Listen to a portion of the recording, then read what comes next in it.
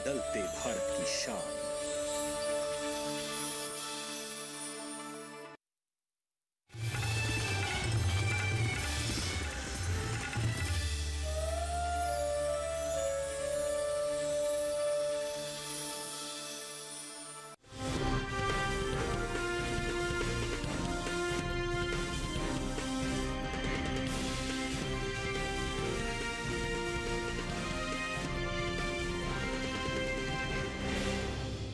नमस्कार, आप देख रहे हैं दूरदर्शन किसान मंडी खबर में आपका स्वागत है। मैं हूं आपके साथ पुलकेश शुक्ला। अगले आधे घंटे के दौरान हम आपको बताएंगे किस कृषि जिन्स के भाव में आई तेजी, किस में आई मंदी। साथ ही जानेंगे कि आगे किस ओर जा सकता है बाजार। आज हम खास तौर से बात करेंगे हल्दी, मूंगफली, ज्वार, अरहर, जीरा, जाऊ और आलू की। इसके अलावा भी कई और जिन्सों के भाव आप मंडी खबर में जान सकेंगे। बाजार के जानकार श्री श्रीवास्तव जी से भाव पर चर्चा भी होगी, लेकिन मंडी खबर की शुरुआत करेंगे सबसे पहले आज की सुर्खियों के साथ। हल्दी की पैदावार में बढ़त का अनुमान इस साल 13.31 लाख टन के पार जा सकती है उपज।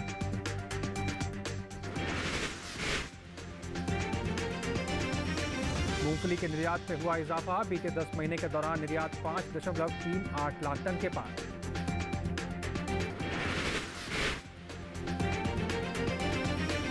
ज्वार की पैदावार में बढ़त अनुमानित इस साल 40.34 लाख टन हो सकती है उपज।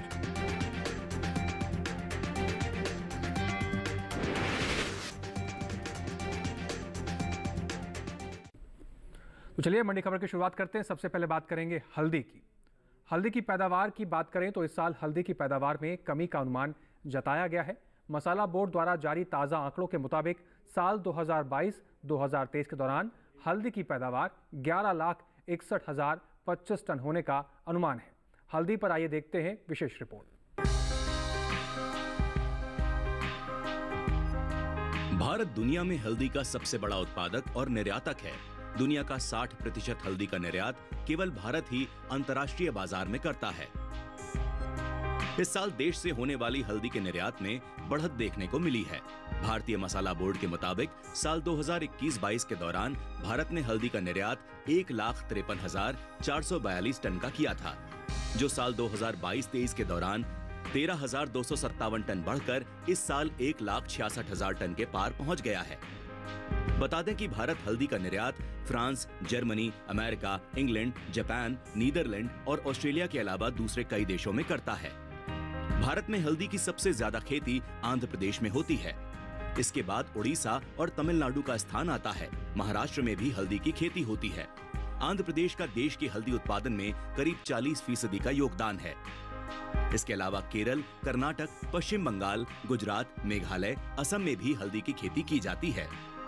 वहीं हल्दी की पैदावार पर नजर डालें तो इस साल हल्दी की पैदावार में कमी का अनुमान जताया गया है। मसाला बोर्ड के हाल ही में जारी ताजा आंकड़ों के मुताबिक साल 2022-23 के दौरान हल्दी की पैदावार 11,61,025 टन होने का अनुमान है, जबकि बीते साल की समान अवधि के दौरान हल्दी की उपज 12,21,717 टन हुई थी। यानी इस साल घरेलू स्तर पर हल्दी की उपज में 60,000 टन की कमी देखने को मिल सकती है, जिसका असर हल्दी के बाजार भाव पर पड़ सकता है।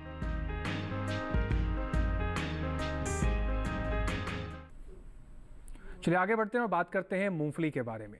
साल 2023-24 में अप्रैल से जनवरी महीने के दौरान देश से होने वाले मूंगफली के निर्यात में बढ़त देखने को मिली है। वहीं घरेलू स्तर पर इस साल रबी और खरीफ मूंगफली की पैदावार में कमी देखने को मिल सकती है, जिसका असर मूंगफली के भाव पर भी पड़ सकता है। मूंगफली पर आइए देखते हैं एक विशेष रिपोर्ट।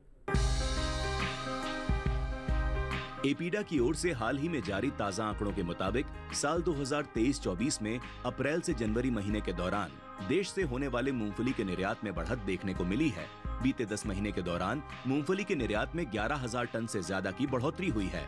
वित्त वर्ष 2023-24 के दौरान अप्रैल से जनवरी के महीने के दौरान मूंगफली का निर्यात 5,38,000 टन के पार पहुंच गया है, जबकि बीते साल इसी दौरान मूंगफली का निर्यात 5,26,953 टन का रहा था। मूंगफली की पैदावार पर नजर डालें तो घरेलू स्तर पर इस साल रबी और खरीफ मूंगफली की पैदावार में कमी देखने को मिल सकती है। कृषि मंत्रालय के दूसरे अग्रिम अनुमान के मुताबिक साल 2023-24 के दौरान कुल मूंगफली की उपज 86.54 लाख टन होने का अनुमान जताया गया है, जबकि बीते साल की समान अवधि के दौरान कुल मूंगफली की पैदावार 102.97 लाख टन रही थी। यानी मूंगफली की उपज में साल 2023-24 के दौरान 16.43 लाख टन की कमी देखने को मिल सकती है, जिसका असर कृषि उपज मंडियों में मूंगफली के बाजार भाव पर पड़ सकता है। बता दें कि 29 फरवरी को कृषि एवं किसान कल्याण मंत्रालय की ओर से साल 2023-24 के लिए प्रमुख खरीफ और रबी मौसम की फसलों की पैदावार का दूसरा अग्रिम अनुमान जारी किया है, जिसमें पिछले कृषि वर्ष से जायद के मौसम को रबी मौसम से अलग कर दिया गया है और इसलिए इस साल क्षेत्र, उत्पादन और उपज के दूसरे अग्रिम अनुमान में सिर्फ 2 ही मौसम को शामिल किया गया है, जो है खरीफ और रबी मौसम। रबी और खरीफ तिलहन की उपज पर नजर डालें तो साल 2023-24 के दौरान खरीफ तिलहन की पैदावार 228.42 लाख मीट्रिक टन होने का अनुमान जताया गया है, जबकि रबी तिलहन की उपज साल 2023-24 में 137.56 लाख मीट्रिक टन हो सकती है। यानी साल 2023-24 के दौरान कुल तिलहन की पैदावार 365.98 लाख मीट्रिक टन होने का अनुमान है, जिसमें अरंडी भी शामिल है और इसका असर कुल तिलहनी फसलों जैसे मूंगफली, सोयाबीन, सरसों, तिल, अरंडी और सूरजमुखी के बाजार भाव पर पड़ता दिख सकता है।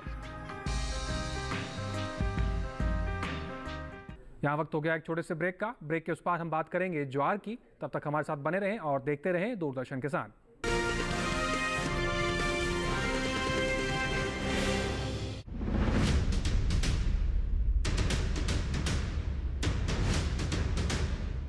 नमस्कार, किसान प्रश्न मंच में आप सभी का स्वागत है। किसान प्रश्न मंच की टीम पहुंची है हरियाणा के फतेहाबाद के खोटड़ू में।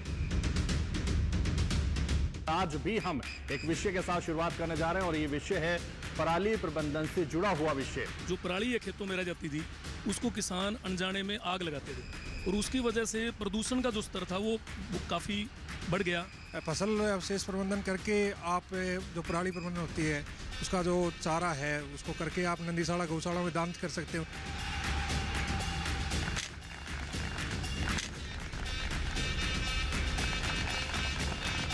देखिए किसान प्रश्न मंच सीजन 2 हर रविवार शाम 8:30 बजे सिर्फ दूरदर्शन किसान पर।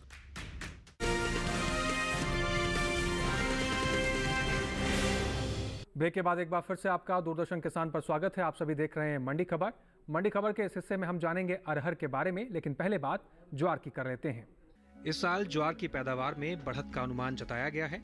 कृषि मंत्रालय के हाल ही में जारी दूसरे अग्रिम अनुमान के मुताबिक घरेलू स्तर पर साल 2023-24 के दौरान कुल ज्वार की पैदावार 40.34 लाख टन होने का अनुमान जताया गया है, जबकि बीते साल इस दौरान ज्वार की पैदावार 38.14 लाख टन रही थी।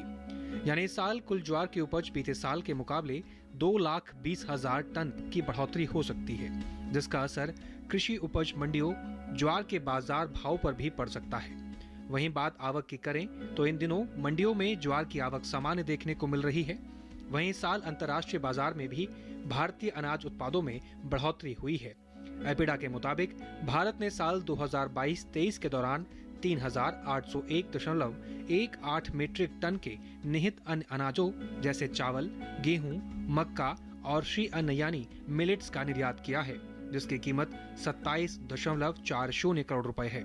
भारत ने साल 2022-23 के दौरान वियतनाम, सऊदी अरब, संयुक्त अरब अमीरात, रूस, मलेशिया और कतर को अनाज उत्पादों का निर्यात किया है। चलिए बात करते हैं अरहर की। अरहर की पैदावार पर नजर डालें तो घरेलू स्तर पर इस साल खरीफ अरहर की उपज में बढ़त देखने को मिल सकती है। कृषि मंत्रालय की ओर से जारी ताजा आंकड़ों के मुताबिक साल 2023-24 के दौरान खरीफ अरहर की पैदावार 33.39 लाख टन होने का अनुमान जताया गया है, जबकि बीते साल इस दौरान खरीफ अरहर की उपज 33.12 लाख टन रही थी। प्रोटीन से भरपूर दालों के निर्यात की बात करें तो देश से होने वाले दालों के निर्यात में इस साल कुछ कमी देखने को मिली है। दलहन के निर्यात में चालू वित्त वर्ष के पहले 10 महीनों के दौरान पिछले वित्त वर्ष की समान अवधि की तुलना में घटा है। एपिडा के मुताबिक साल 2023-24 में अप्रैल से जनवरी महीने के दौरान कुल दलहन का निर्यात 4,56,435 टन का हुआ है, जबकि साल 2022-23 के दौरान दलहन का कुल निर्यात 5,39,454 टन का हुआ था। यानी इस साल कुल दलहन के निर्यात में करीब 83,000 टन की कमी देखने को मिली है। आगे बढ़ते हैं और बात कर लेते हैं बाजरे के बारे में। अप्रैल और मई महीने के दौरान बाजरे के प्रमुख उपज वाले राज्यों में भाव उतार चढ़ाव देखने को मिला। अप्रैल महीने के चौथे हफ्ते के दौरान बाजरे का कुल औसत साप्ताहिक भाव 2,270 रुपये प्रति कुंटल था। मई के पहले सप्ताह के दौरान बाजरे का भाव 26 रुपये की नरमी आई और भाव 2,244 रुपये हो गया। वहीं दूसरे हफ्ते के दौरान बाजरे के औसत साप्ताहिक भाव में मजबूती देखने को मिली और भाव 21 रुपये चढ़कर 2,265 रुपये प्रति कुंटल पर पहुंच गया। आप ग्राफ में देख सकते हैं। वहीं मई महीने के तीसरे हफ्ते की बात करें तो यहां बाजरे के सौदों में तेजी देखने को मिली और भाव 9 रुपये उठकर 2,274 रुपये प्रति कुंटल हो गया, जो कि आप आखिरी की पंक्ति में देख सकते हैं। मई महीने के दौरान बाजरे की उपज में अहम स्थान रखने वाले राज्य राजस्थान की लालसोट मंडी में खासी आवक देखने को मिली। लालसोट मंडी में बाजरे के भाव में मिला जुला रुख रहा। एग्मार्कनेट के मुताबिक मई महीने के 1 तारीख को लालसोट मंडी में बाजरे का भाव 2,100 रुपये प्रति कुंटल रहा। आप ग्राफ में देख पा रहे हैं। 7 मई को इसके सौदे 100 रुपये गिरकर 2,000 रुपये पर हुए हैं। वहीं 12 मई को यहां इसका भाव 30 रुपये उछलकर 2,030 रुपये हो गया, जबकि 17 मई को यहां इसके भाव में 5 रुपये की मजबूती आई और भाव 2,035 रुपये पर पहुंच गया। आप ग्राफ में देख सकते हैं 17 मई को क्या भाव बाजरे का रहा। वहीं अप्रैल महीने के मुकाबले मई में बाजरे के औसत मासिक भाव में गिरावट देखने को मिली है। अप्रैल महीने के दौरान बाजरे का औसत मासिक भाव 2,411 रुपये प्रति कुंटल था।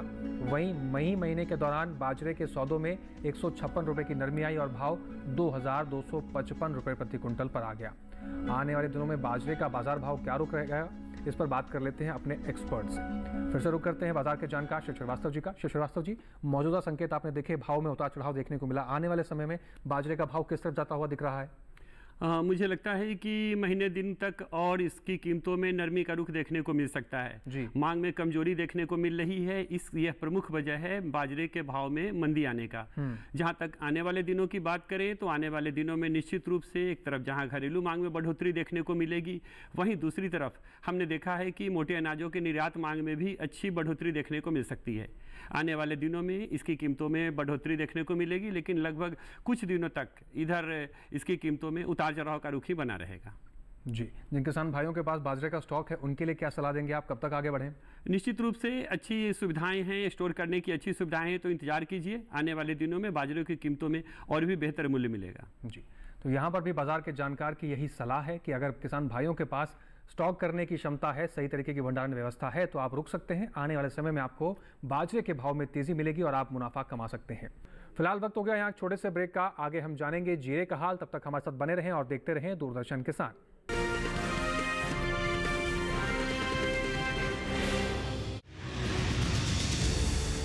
गर्मी और लू से बच्चे बुजुर्ग सब परेशान। इस बार गर्मियां होंगी और आसान, क्योंकि दूरदर्शन किसान पर है इसका समाधान। देखिए विचार विमर्श इस शनिवार रात 8 बजे सिर्फ और सिर्फ दूरदर्शन किसान चैनल पर।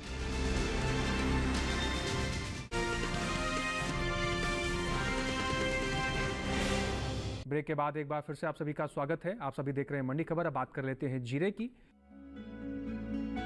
इन दिनों मंडियों में जीरे की आवक सामान्य बनी हुई है। घरेलू स्तर पर इस साल जीरे की पैदावार में बढ़त देखने को मिल सकती है।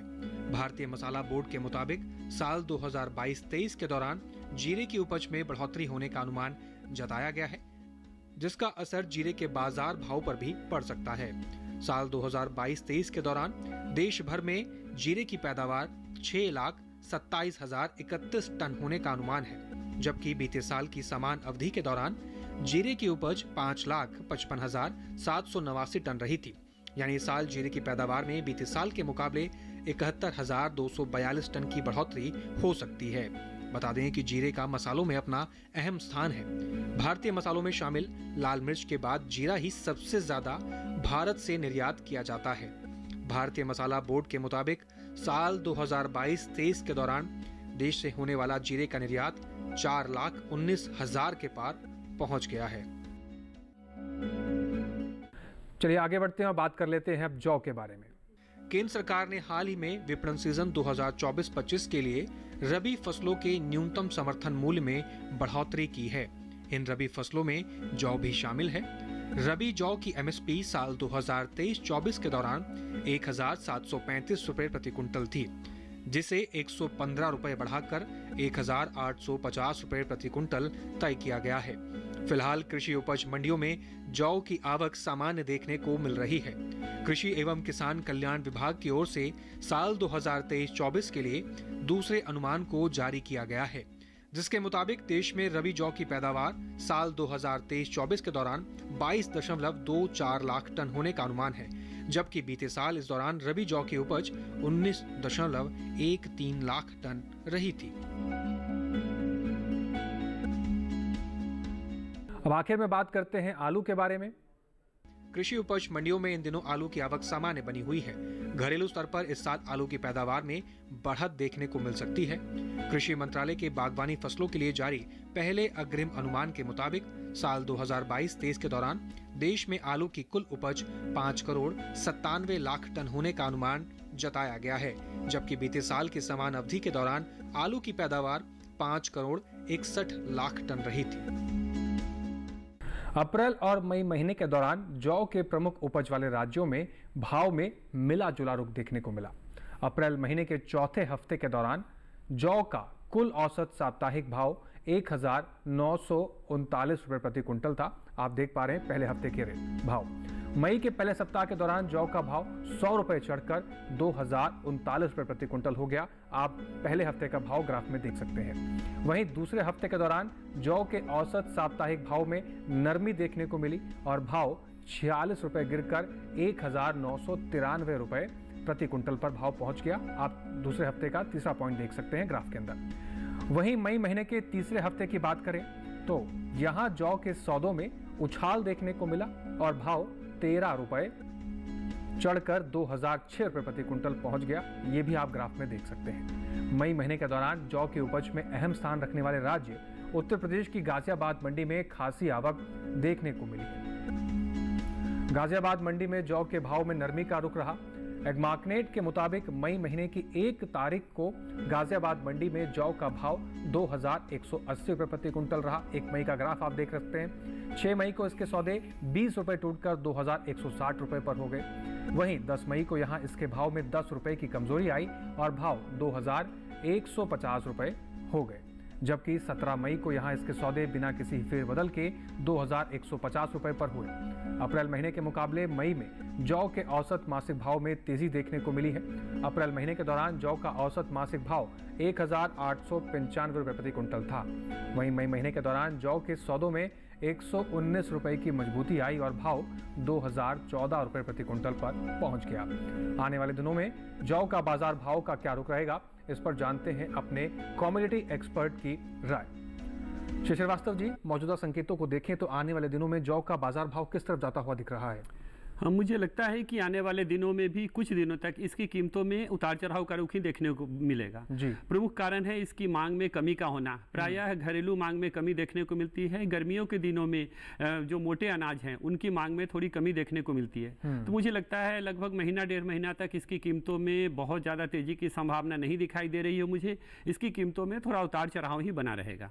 जी, भाव में तेजी तो नहीं दिखाई दे रही है, लेकिन क्या किसान भाई स्टॉक को बेच के चलें या इंतजार करें? आने वाले दिनों में कोई संभावना है भाव में बढ़ोतरी की? देखिए, अगर जिन किसान भाइयों के पास अच्छी भंडारण क्षमता है उनको इंतजार करना चाहिए, क्योंकि जैसा मैंने बताया महीना 1.5 महीना तक इसकी कीमतों में बहुत ज़्यादा तेजी की संभावना नहीं दिखाई दे रही है। लेकिन उसके बाद फिर से इसकी मांग में बढ़ोतरी के संकेत देखने को मिल सकते हैं। तो महीना 1.5 महीना के बाद इसकी कीमतों में अच्छी तेजी की संभावना है। जो इंतजार कर सकते हैं, जिनके पास अच्छी भंडारण क्षमता है किसान भाइयों के पास, मेरे विचार से उनको रुकना चाहिए। आने वाले दिनों में जौ के और बेहतर मूल्य मिलेंगे। जी, जिन किसान भाइयों के पास जौ का स्टॉक है, हमारे कमोडिटी एक्सपर्ट के राय के अनुसार मंडियों का रुख करें, आप मुनाफा कमा सकते हैं। फिलहाल श्री श्रीवास्तव जी, आप स्टूडियो में आए, तमाम जानकारियां कृषि जिन्सों को लेकर हमारे किसान भाइयों के साथ जो आपने साझा की, उसके लिए आपका बहुत शुक्रिया। समय देने के लिए आपका बहुत शुक्रिया। धन्यवाद। आज के मंडी खबर में बस इतना ही। उम्मीद है कि किसानों को अपनी उपज का सही भाव लेने में मंडी खबर से मदद मिल रही होगी। अब हम आपको एक QR कोड दिखाने जा रहे हैं। इस QR कोड को स्कैन करके आप सीधा DD किसान के YouTube चैनल पर भी इस कार्यक्रम को कहीं भी किसी भी वक्त बैठकर देख सकते हैं। फिलहाल आपसे लेते हैं विदा। नमस्कार, देखते रहिए दूरदर्शन के साथ।